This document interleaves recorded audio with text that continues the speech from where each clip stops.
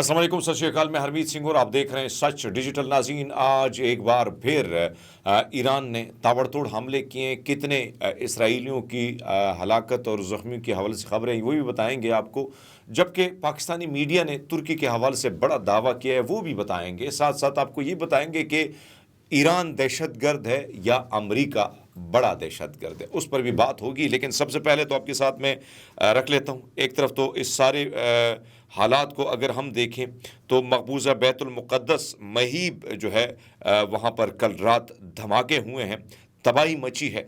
और वहाँ पर ये कहा जाता है कि इसराइली रेडियो ये कोट कर रहा है कि 20 मिनट के अंदर 30 मिसाइल मुख्तलिफ मारहलों में जो है आए हैं, जिसको हमने इंटरसेप्ट किया, लेकिन कई जो ईरानी मिसाइल हैं उन्होंने धमाके किए हैं।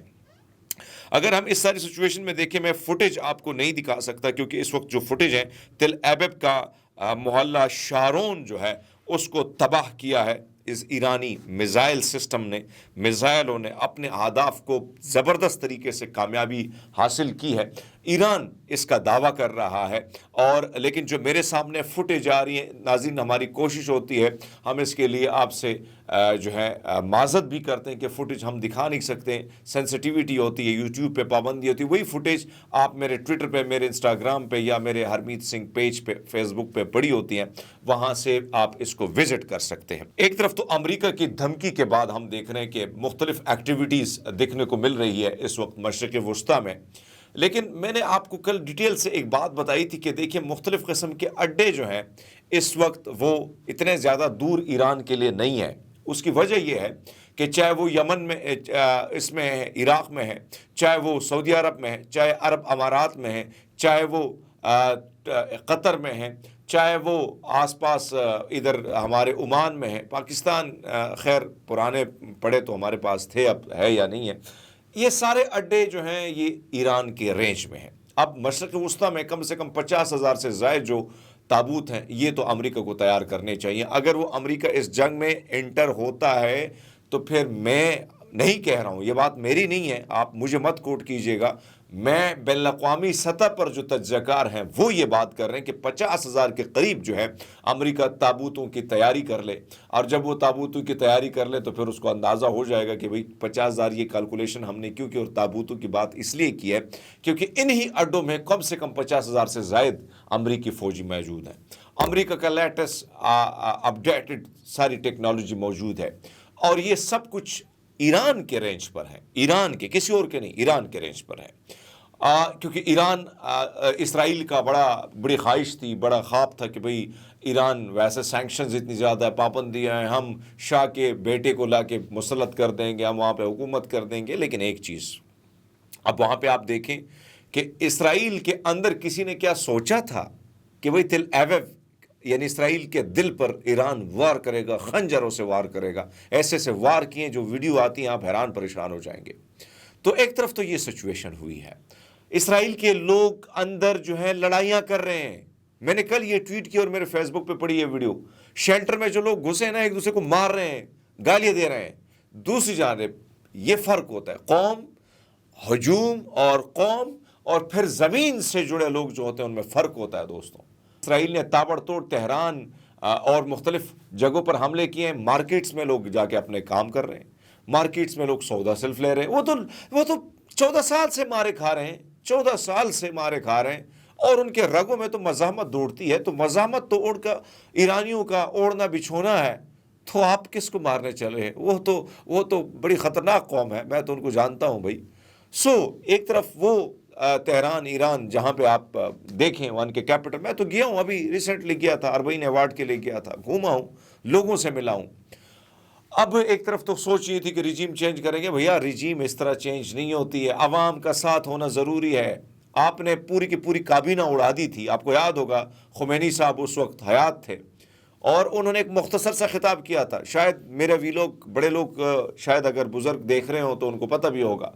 खुमैनी साहब ने सिर्फ 2 बातें की थी। बातें क्या थी कि भाई 72 न पहले, इससे पहले भी 72 शहीद हुए हैं और ये कोई पहले नहीं है, बल्कि ये सिलसिला जारी रहेगा, शहादत का ये सिलसिला जारी रहेगा। ये 2 बातें थी कि 72 तो करबला में भी शहीद हो गए थे, 72 यहाँ चले गए, क्या हो गया?